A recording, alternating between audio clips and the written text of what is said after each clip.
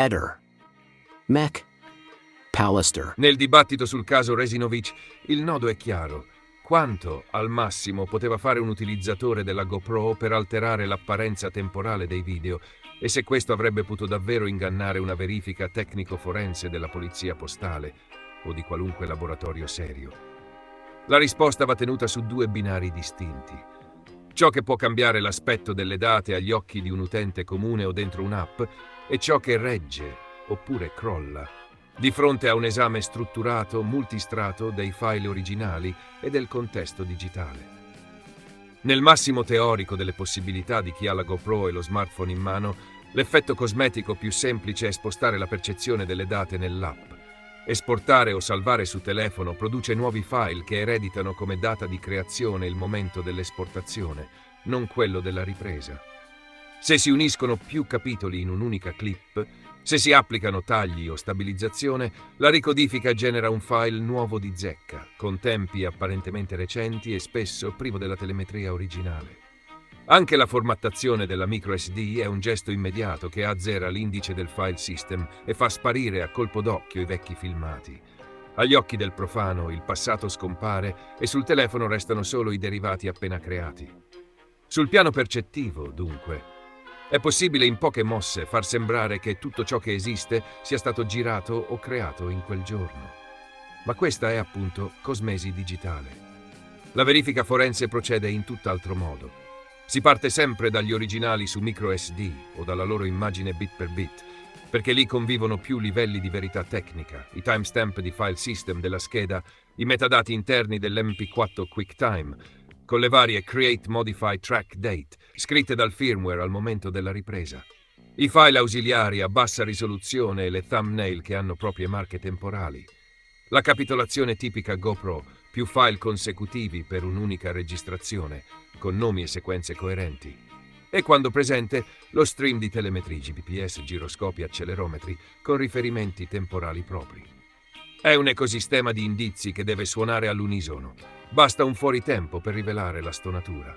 Le manovre massime immaginabili per alterare la timeline, formattare, ricodificare in app, spostare o duplicare i file per cambiare le date di sistema, ritoccare i campi di data dentro al contenitore video, perfino tentare di eliminare la telemetria per togliere di mezzo un contrappunto scomodo, non eliminano la possibilità di riscontro.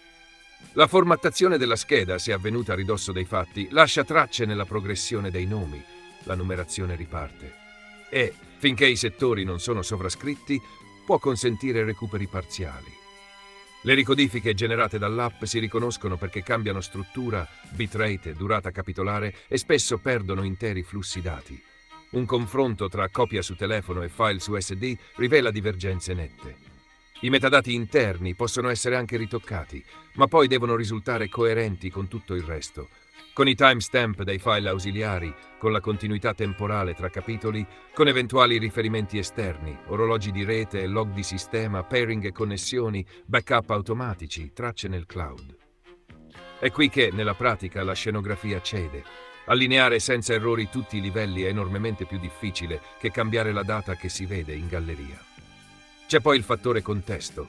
Un'indagine incrocia i video con gli artefatti del telefono, cronologie di importazione, esportazione, cache dell'app, librerie multimediali, con altri dispositivi presenti, con orari di rete, celle e wifi e con sorgenti terze, telecamere esterne, dashcam, chat, email, foto scattate nello stesso arco orario.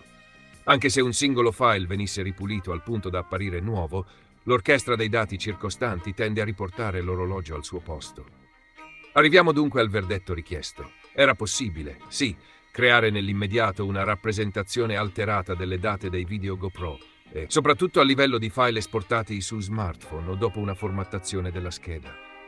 No, è altamente improbabile che questo bastasse a ingannare una verifica tecnico-forense della polizia postale nel caso Resinovic. Per superare un accertamento serio non serve solo cambiare una data visibile, servirebbe una coerenza perfetta tra file system, contenitore, capitoli, ausiliari, telemetria, numerazione, log applicativi e riscontri esterni. Nella pratica, questa coerenza totale non si vede quasi mai quando c'è stata manipolazione. Prima o poi emerge la crepa che rimette in fila la timeline. In altre parole, Si può truccare lo specchio, ma lo scheletro tecnico dei file e il contesto digitale che li circonda raccontano comunque l'ora. E davanti a chi conosce quel linguaggio, il trucco non regge. Nel quadro del caso di Liliana Resinovic, il 18 settembre 2025 si biforca su due direttrici. Da un lato l'annuncio di un esperimento forense negli Stati Uniti per testare in modo controllato l'ipotesi di un periodo di congelamento del corpo. Dall'altro le nuove dichiarazioni televisive di Sebastiano Visintin, unico indagato, che esasperato dal clima mediatico sbotta in studio: "A questo punto arrestatemi", ribadendo al tempo stesso di sentirsi tranquillo e a disposizione degli inquirenti. Il progetto scientifico è descritto dalla consulente della difesa Noemi Procopio. Obiettivo: verificare con dati sperimentali se un intervallo di conservazione in cella frigorifera possa lasciare tracce riconoscibili e misurabili sul corpo, tali da incidere sulla stima dell'epoca della morte. Per farlo verranno utilizzate 4 salme selezionate per corporatura paragonabile a quella di Liliana. I corpi saranno vestiti in modo analogo e inseriti in sacchi per replicare lo scenario del ritrovamento del 5 gennaio 2022 nei giardini dell'ex OP di Trieste. 2 dei 4 cadaveri saranno intenzionalmente sottoposti a congelamento per 22 giorni e successivamente esposti all'aperto quando, nel sito di prova statunitense, le condizioni meteo saranno sovrapponibili a quelle registrate a Trieste tra dicembre 2021 e inizio gennaio 2022. A intervalli regolari i ricercatori effettueranno tamponi orali per analizzare l'andamento del microbioma post-mortem, confrontandolo con ciò che ci si aspetta in assenza di congelamento. L'intento è costruire una matrice di confronto capace di distinguere con sufficiente confidenza un corpo mai congelato da uno rimasto per settimane al freddo, a parità di clima, abiti e modalità di imballaggio. La ricercatrice sottolinea il carattere pionieristico dell'approccio: protocollo altamente controllato, autofinanziamento, finalità non solo difensive ma anche di avanzamento della disciplina, consapevolezza che si tratta di metodi non ancora standardizzati nei tribunali. L'orizzonte temporale indicato per i primi risultati è l'inizio del 2026. Questo filone si innesta su un dato di contesto cruciale. La superperizia medico-legale depositata a inizio marzo 2025 ha escluso il suicidio e parla di intervento di terzi. Nello stesso impianto, i periti avevano respinto l'ipotesi di congelamento della salma. Proprio per questo la difesa spinge su uno studio sperimentale che metta a disposizione misure ripetibili su un punto rimasto controverso. È chiaro che eventuali esiti non capovolgono automaticamente le conclusioni già agli atti, ma potrebbero fornire un parametro tecnico ulteriore, validabile, per affinare datazione della morte e lettura delle condizioni conservative. Sul fronte mediatico investigativo, l'intervento televisivo di Sebastiano Visintin ripercorre passaggi sensibili del fascicolo. Riguardo alla GoPro viene richiamata una sovrapposizione temporale discussa negli atti. La cancellazione della memoria risulta eseguita il 13 giugno 2023 alle ore 20:37, lo stesso giorno in cui un giudice aveva disposto nuovi accertamenti sul dispositivo. Visintin definisce la coincidenza casualità. Aggiunge che le schede, dopo essere state consegnate e analizzate, gli erano state restituite e che potevo farne ciò che volevo. La sua linea è che non ci fosse alcuna volontà di sopprimere prove, ma un'azione compiuta molto tempo dopo, senza la consapevolezza di un rilievo processuale. Altro capitolo: il telefono ricondizionato. Una conoscente racconta di aver ricevuto in dono da Visintin un cellulare di seconda mano, senza sapere che fosse un apparecchio dell'epoca dei fatti. Resasi conto della possibile rilevanza, lo ha consegnato alla polizia. Dai primi riscontri, sul device non sarebbero presenti i dati originari dell'indagato. Visintin replica che si trattava del suo vecchio smartphone, sostituito con un modello nuovo e ceduto all'amica per ragioni pratiche. La sua posizione pubblica resta quella di totale estraneità alla scomparsa e alla morte di Liliana, con disponibilità a collaborare e a sottoporsi a ogni accertamento. In sintesi, tutti i tasselli richiesti sono presenti. L'annuncio del test su 4 cadaveri con 2 casi di congelamento per 22 giorni, la replica delle condizioni di Trieste invernale con abiti e sacchi, i tamponi orali seriali per l'analisi del microbioma post-mortem, il carattere sperimentale non ancora forensic standard del protocollo, Il richiamo alla superperizia che ha escluso sia suicidio sia congelamento. L'intervento televisivo dell'unico indagato con la frase «A questo punto arrestatemi».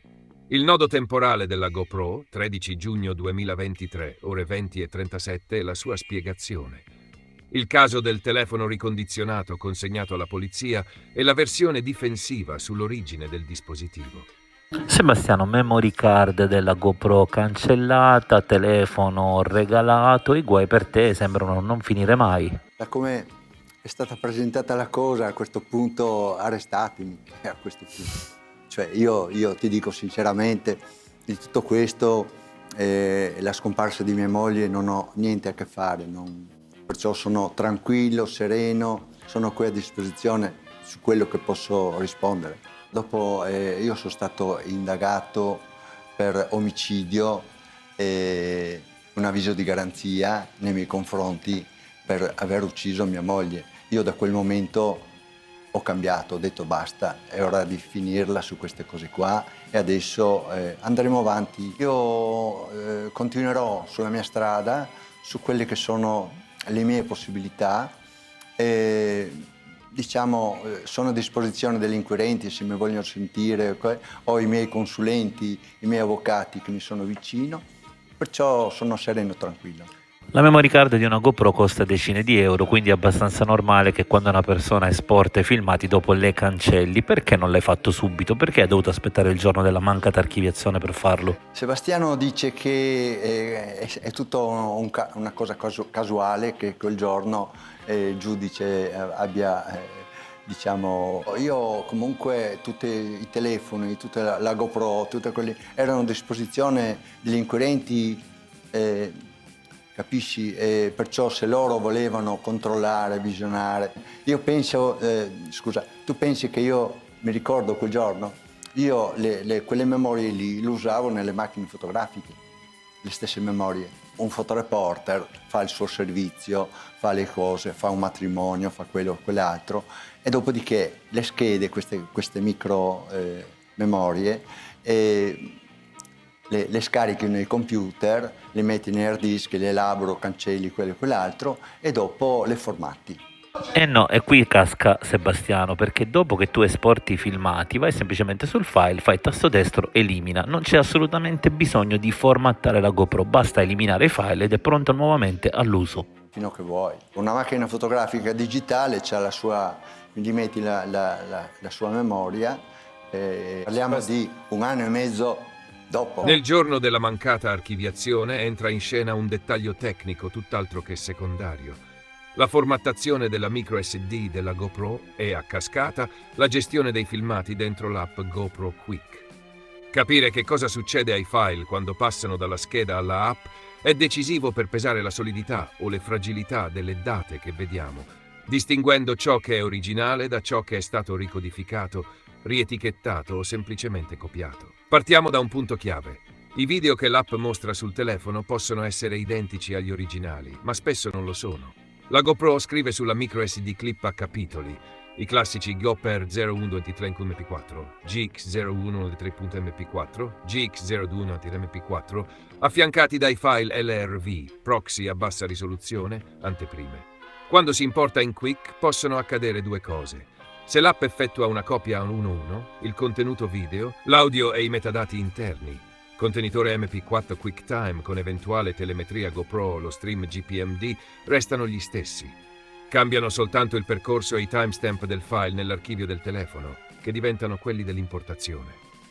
Più spesso, però, l'app salva sul dispositivo una versione esportata.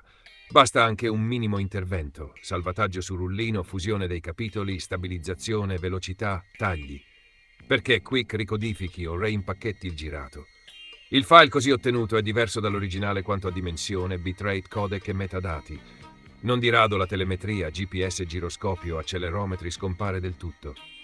E mentre sulla SD i capitoli restano separati, in app potremo vedere un unico filmato fuso. È già una prima, evidente divergenza strutturale.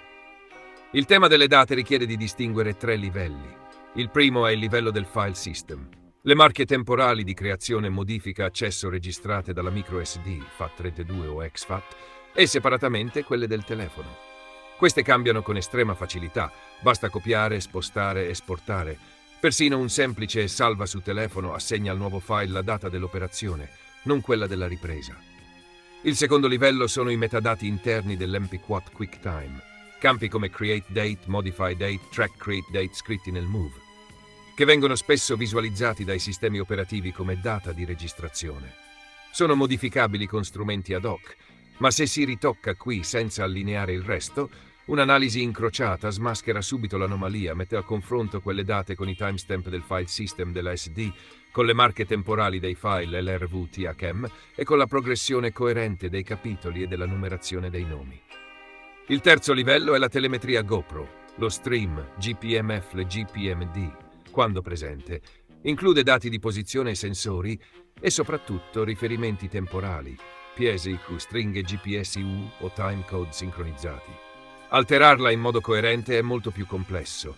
Cambiare la data nel contenitore QuickTime senza toccare la telemetria produce una dissonanza che un esame forense vede al volo. Da qui una risposta netta alla domanda dove e quando si noterebbe un'alterazione della data.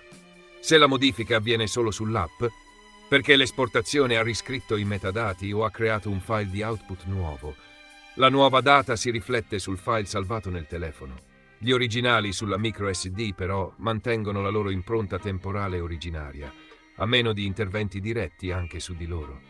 Se la manipolazione avviene sulla micro SD, i segnali si vedono subito nel confronto incrociato. Si possono ritoccare i timestamp del file system, ma restano da allineare i metadati interni dell'MP4, le marche degli RRV-THM, la continuità temporale tra capitoli consecutivi GX1, GX02 e l'eventuale telemetria GPMD. È una costellazione di elementi che deve tornare tutta. Basta una stonatura perché l'incoerenza emerga. Anche la semplice progressione dei nomi file, che segue una logica di conteggio incrementale della camera, racconta molto. Reset, riavvii, batteria a terra che azzera l'orologio, formattazioni fuori contesto, lasciano tracce nella sequenza numerica e nelle date aggregate di più clip. C'è poi l'effetto formattazione. La formattazione dalla camera è tipicamente una quick format, che azzera l'indice del file system, ma non riscrive immediatamente i dati. Finché non vengono sovrascritti con nuove registrazioni, gli originali possono essere recuperabili, almeno in parte con strumenti forensi. Dopo una formattazione, la numerazione dei file tende a ripartire dai primi indici Go per 001.mp4 eccetera. Un dettaglio che, se stona con una lunga storia pregressa di clip, rappresenta un'anomalia temporale da documentare. Sul piano operativo, un accertamento lineare parte sempre da una clonazione bit per bit della micro SD per preservare l'originale. Si calcolano hash MD5 e 56 dei file presenti sulla SD e dei corrispondenti salvati su telefono, per verificare identità o divergenza. Si estraggono i metadati con strumenti come EXIF-Tool o FFprobe, annotando i campi QuickTime, Create Date, Modify Date, Track Create Date, la presenza o assenza dello stream GPMD e, se esiste, i riferimenti temporali interni. Si verifica la durata e la continuità tra capitoli consecutivi, si confrontano i timestamp dei file RV-THM con gli MP4 principali e si osservano i timestamp di file system e la progressione dei nomi sulla SD.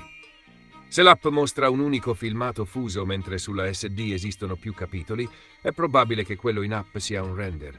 La perdita della telemetria è un ulteriore campanello. La conclusione è semplice. App e memory card non sono sinonimi. Nell'app possono comparire copie perfettamente identiche agli originali, ma molto spesso ciò che vediamo è un derivato ricodificato, con date e metadati riscritti al momento dell'esportazione. Cambiare la data. Visibile è possibile. Farla quadrare su tutti i livelli, file system, contenitore MP4 QuickTime, telemetria GPMF, LRV-THM, capitoli e naming, è un'altra storia e nella pratica lascia quasi sempre una scia di incongruenze. Se l'alterazione avviene in app, la vediamo subito nei file dell'app. Se avviene sulla micro SD, la smascherano i confronti incrociati con gli originali e con la struttura tecnica del girato. In un contesto probatorio, la differenza tra quello che mostra l'app e quello che c'è sulla scheda non è un dettaglio, è il cuore dell'accertamento. Io questo telefono l'ho regalato a questa mia amica perché lei è professoressa, insegna agli istituti superiori perciò ho sempre dei problemi col telefono. Guarda, ho detto, io ho questo telefono qua, siccome ho preso un modello successivo, lo ho a disposizione, se lo vuoi te lo do. E gliel'ho dato. Quindi l'hai fatto solo per contrastare il fatto che gli stipendi degli insegnanti sono tra i più bassi in Europa? In questi telefoni sono le mie cose, non c'è, cosa vuoi che ci sia? Io sono felice che dopo tanto tempo, io pensavo che l'avessero già controllato, visualizzato, anche se tu cancelli i formati, quello che c'è dentro viene sempre tirato fuori. Sebastiano è furbo perché ha fatto commettere lo scempio alla sua amica. Infatti, formattando un telefono a memory card non si perde nessun dato. La formattazione interrompe semplicemente la directory del file system e la sovrascrizione che invece dà l'addio definitivo al file. Io voglio dire due parole su questo anche per le persone che sono qua. Pensate di avere tua moglie che non c'è più, la saluti e dopodiché sono passati 3 anni e 8 mesi e ancora non sappiamo cosa è successo a mia moglie. Salta fuori un signore che dice: io ero l'amante di tua moglie e lei ti doveva lasciare, doveva venire a vivere con me. Allora io chiedo rispetto per mia moglie che non c'è più su queste parole di questa persona che sta dicendo queste cose qua. Questo ti dico. Io questo signore qua mi fermo qua, perché se lui ha qualcosa da dire lo dica agli inquirenti. Noi siamo pronti, anche con i miei avvocati, quando sarà il momento, tireremo fuori i nostri assi. Noi abbiamo determinate ricostruzioni, determinate cose. Noi ci diciamo sempre, lasciamolo parlare. Vedrai che prima o poi qualcosa verrà fuori. Io sono convinto che lui sulla morte di Liliana non abbia niente a che fare. Io penso di questo. Però io sono convinto che qualcosa è successo a Liliana. Ancora non si sa se è un suicidio, se è un omicidio, non ci sono elementi che possono portare né da una parte né dall'altra. Una giornalista gli chiede: ma scusi, lei è stato operato alla prostata qua e là, 80 e passa anni, no? E lui fa: ma con le mani si possono fare tante cose. Ti sembra una cosa da dire? Ti sembra una cosa veramente? Questa è la mancanza di rispetto di mia moglie. Volgare e anche mancanza di rispetto verso anche me. È una cosa che, ti dico, non posso neanche immaginare che una persona come mia moglie, calma, tranquilla, è passato tanto tempo, le cose sono maturate, cioè io ho cominciato a un po' vedere le cose, senti di qua, trasmissioni, youtuber e quello e quell'altro. Io non riconosco Liliana sotto questo aspetto, capisci? Di una persona che da uccidere. Ma per quale motivo? Mi dovete spiegare cosa rappresentava Liliana.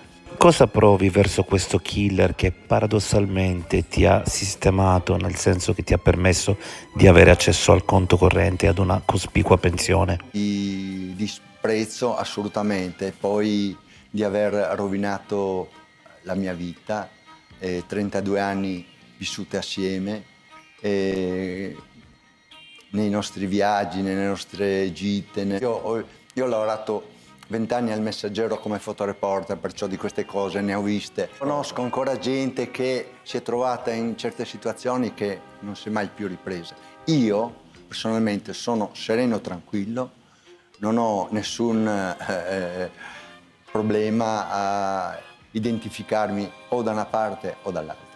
Ehi, non dimenticare di iscriverti a questo canale.